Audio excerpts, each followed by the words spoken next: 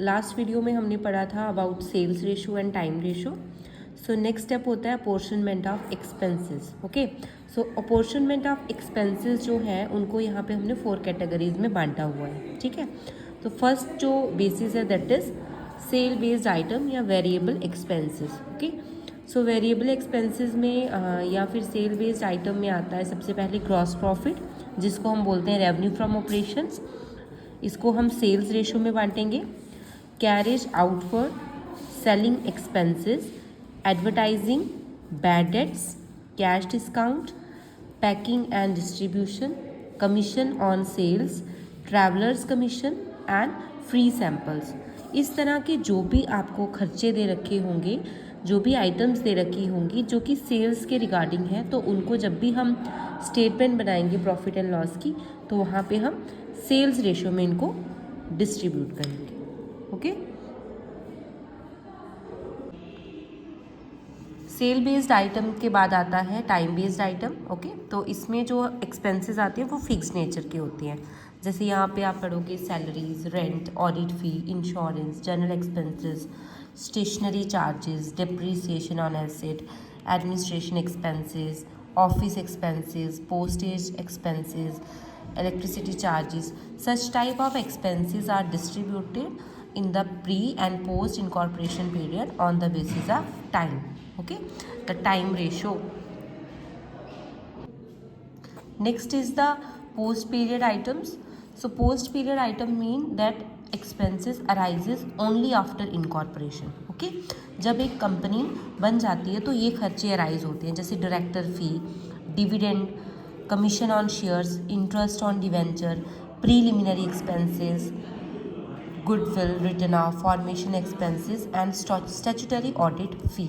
Okay, so audit fee हमने time based item में भी पढ़ा था और पोस्ट पीरियड आइटम में भी पढ़ा है।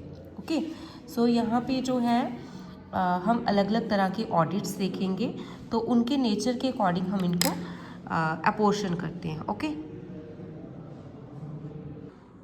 सो ऑडिट जो है, ऑडिट एक इन्वेस्टिगेशन होती है फाइनेंशियल स्टेटमेंट्स की। ओके, सो यहाँ पे 3 तरह की आप ऑडिट फ़ी देखोगे जब आप न्यूमेरिकल प्रॉब्लम सॉल्व करोगे।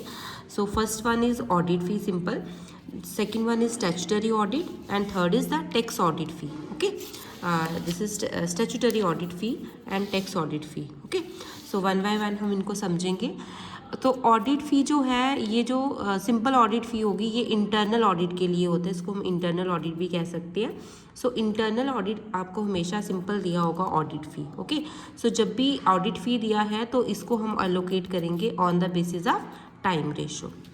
और अगर आपको दे रखा है स्टैट्यूटरी ऑडिट फ़ी, सो स्टैट्यूटरी ऑडिट क्या होता है कि जो कंपनीज़ के लिए कंपलसरी होता है, मैंडेटरी होता है सारी कंपनीज़ के लिए कि उनको अपने एनुअल जो फाइनेंशियल स्टेटमेंट है उनको चेक करवाना है। ठीक है, तो स्टैट्यूटरी ऑडिट फ़ी काफ़ी हैवी फ़ी होती है, तो जब भी ये दे रखी हो तो ये पोस्ट इनकॉर्पोरेशन में आती है क्योंकि ये कंपनी का स्पेसिफिक खर्चा है। Next is the tax audit fee. So tax audit fee focus on verifying compliance with the income tax laws. तो बेसिकली ये जो है ये टर्नओवर के बेसिस पे होती है। टर्नओवर मीन जो भी हमारी बिजनेस की सेल्स हुई हैं उसके बेसिस पे होता है, तो इसको एलोकेट भी हम सेल्स रेशो में करते हैं। ओके,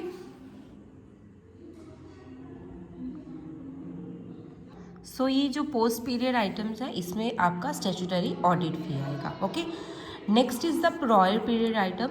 तो प्रायर पीरियड आइटम का मतलब होता है जब वो कंपनी इनकॉर्पोरेट नहीं हुई है उससे पहले के जो खर्चे हैं, जैसे salary to partner, interest on capital, तो ये प्रायर टू इनकॉर्पोरेशन वाले कॉलम में आएंगे। ओके, तो आज हमने पढ़ा apportionment of expenses. Okay, so next video में हम न्यूमेरिकल प्रॉब्लम सॉल्व करेंगे।